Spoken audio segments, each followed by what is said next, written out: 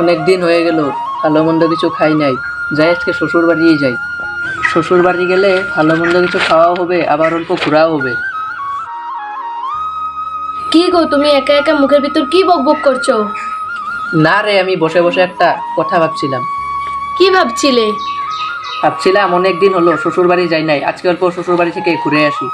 কি বলছো? এই তো কয়েকদিন আগে বাপের বাড়ি থেকে ঘুরে এলাম, এখন আবার যাবে? হেরে যা, তুই তাড়াতাড়ি রেডি হয়ে নে।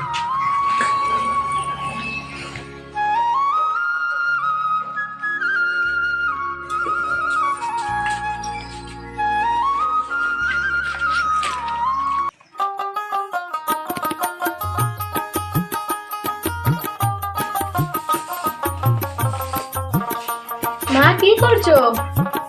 ও মা, তোরা আয়, জামাই এসো।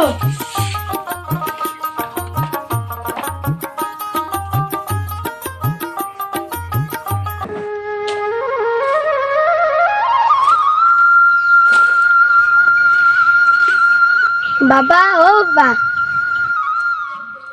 কি হলো রে, ডাকছিস কেন?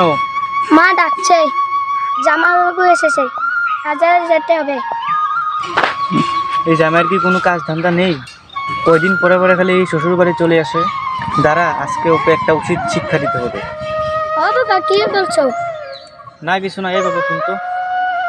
হ্যাঁ বলো। বাড়িতে গিয়ে বল তোর মাকে নিরামিষ রান্না করতে, যা।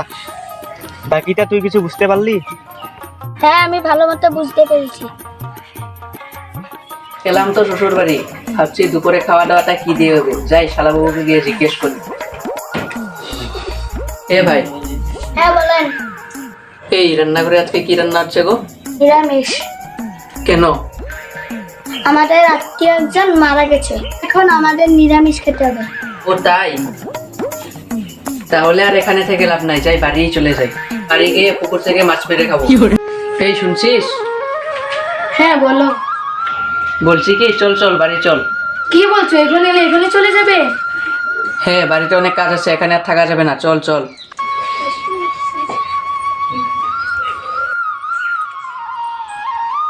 এই বাবা, তোর জামাইবাবু কেন চলে গেল রে?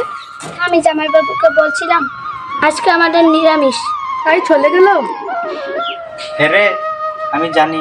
এই শালার জামাই ভালো মন্দ খাবার জন্য বারবার এখানে চলে আসে। ও তাই তো বলি, জামাই এখানে এলে ভালো মন্দ খেতে পায়, তাই বারবার এখানে চলে আসে। হ্যাঁ রে, এই জামাই এখন থেকে এখানে এলে নিরামিষ রান্না করবি। এই দেখবি এখানে আসা কমে গেছে।